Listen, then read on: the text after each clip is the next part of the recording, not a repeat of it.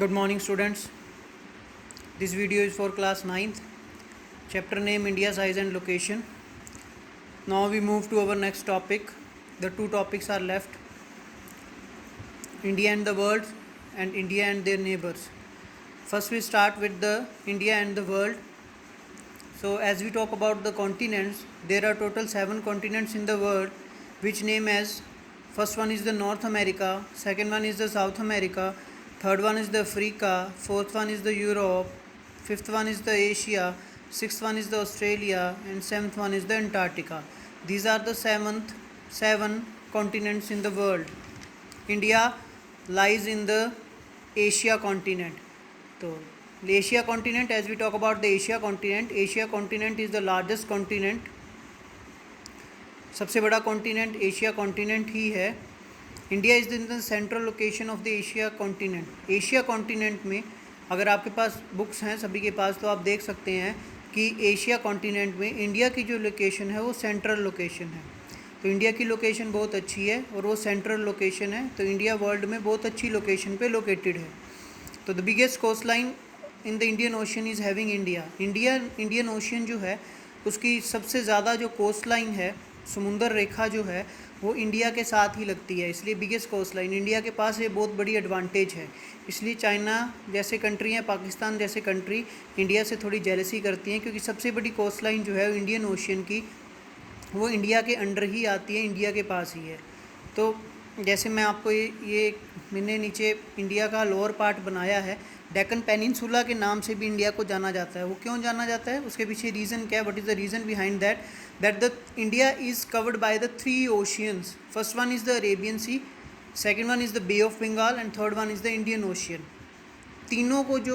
तीनों ओशन से मिलके इसे डेक्कन पेनिनसुला भी बोला जाता है, because India is surrounded by the 3 oceans, Arabian Sea, Bay of Bengal and the Indian Ocean. It is also called the Deccan peninsula. तो इंडिया के पास ये बहुत बड़ी एडवांटेज है. अगर इंडिया को किसी भी कंट्री के साथ ट्रेड करना है, अगर किसी भी ऑस्ट्रेलिया को ट्रेड करना है तो इंडियन ओशियन से जाने की परमिशन लेनी होगी. इंडियन ओशियन से जाने की परमिशन इंडिया ही दे सकता है अगर किसी भी कंट्री को किसी दूसरे कंट्री के साथ ट्रेड करना है.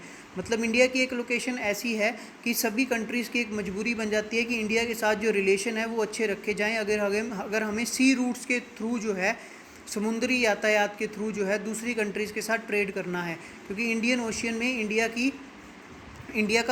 के पास बहुत बड़ा एरिया आता है इंडियन ओशियन का.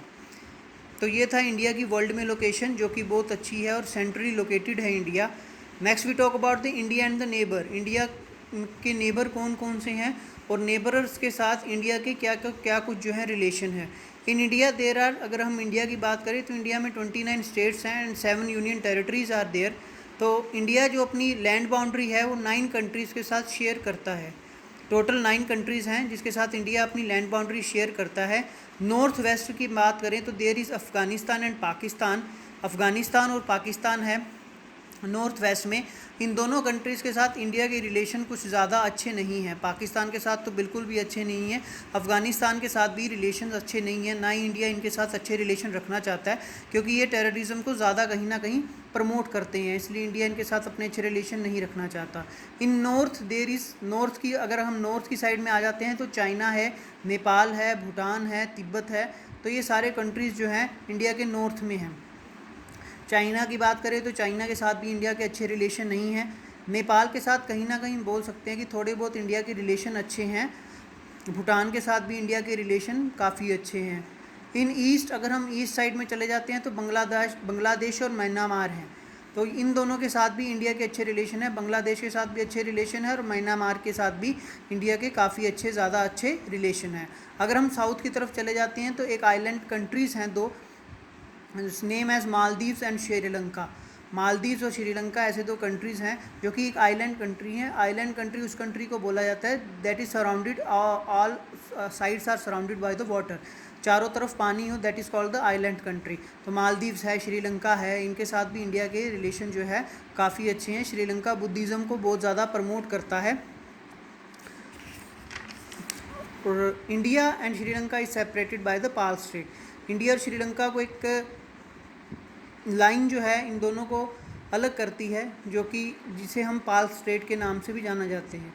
ये काफ़ी इंपॉर्टेंट क्वेश्चन है, हर बार ही आता है कि which line is separated India and Sri Lanka.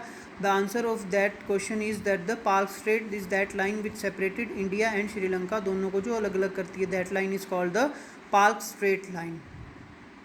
तो this is the topic, the two topics are also covered. Your first chapter is complete, India size and location. Hope you like it. सभी students को notes बना लेने हैं, अपने NCERT question answers cover कर लेने हैं। आप सब होमवर्क मेरे पर्सनल नंबर पे भी भेज सकते हैं या ग्रुप में भी भेज सकते हैं। पर्सनल नंबर पे भी भेजिए ताकि मैं हर स्टूडेंट के नेम वाइज उसे जो है चेक कर पाऊँ।